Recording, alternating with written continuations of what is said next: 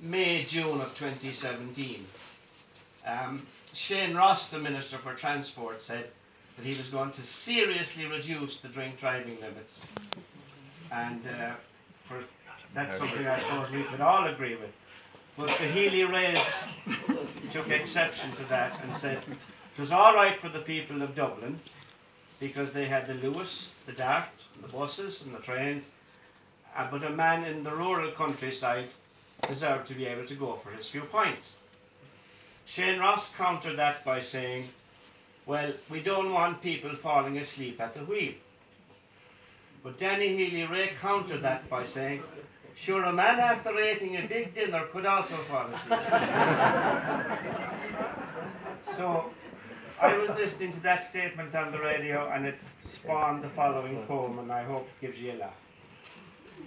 I was never into politics in any serious way, but I've always been fascinated by the family Healy Rae. First of all came Jackie and the things he used to say, like the plain people of Ireland have their dinner in the middle of the day. Next along came Michael, a very intelligent chap, easily recognisable in his back peaky cap. Finally there was Danny, the champ for the country man.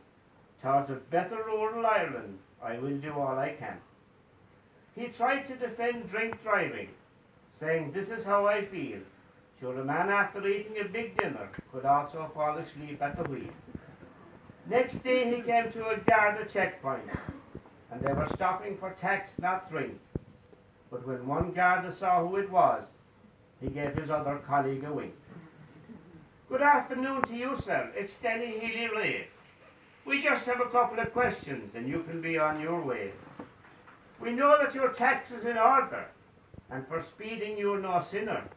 But in the interest of road safety, what did you have for the dinner?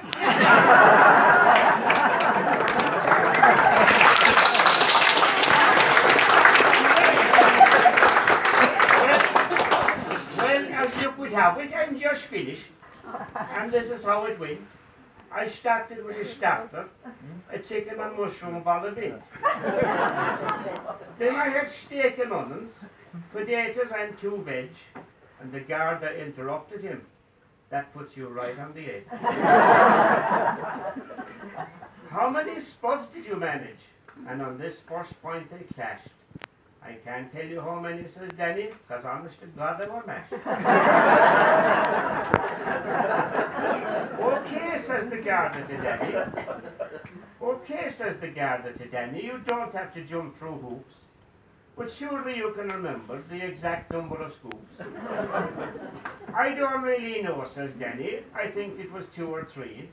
But sure, if it was turned out to be 4 or 5, what harm would that be? Oh, you could be in very big trouble. You could be in trouble very deep. You could be over the dinner limit and likely to fall asleep. Now tell me what bed you had, and very carefully list them. Because if you had Brussels sprouts, for instance, they move the dinner out of your system. Well, to tell you the truth now, Gar, it would hardly be gone in an hour. But just for the record, I had carrots and cauliflower. Now the guard took out a calculator and he wrote some figures down on a sheet. And he said, nearly there now, Danny. Did you have anything for sweet? Well, when Danny answered this one, the Garda pulled out a rifle. Because wasn't Danny after admitting that he also had sherry trifle? You were way over the limit. This won't do at all. He asked Danny to get out of the car, and he pinned him against the wall. I'm arresting you now, Danny, and anything you say can be used as evidence against you in court on another day. Now Danny was under pressure and he was really feeling the heat. And he said, what's the charge against me?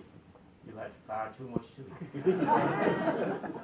Then Danny asked one more question because in law matters he was trained. Can you tell me, Gard, how long I'll be detained? In this matter, Danny, it's entirely up to you. Legally, we must release you after a bowel movement in the loo.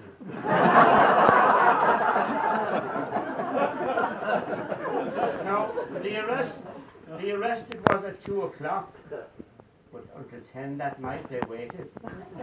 How were those Gardaí to know that Danny was constipated? When they finally released him after he was there all day, he remembered what his father said about the middle of the day. That was all right for him to be saying, but for me it must be said, from now on I'll eat my dinner just before I go to bed.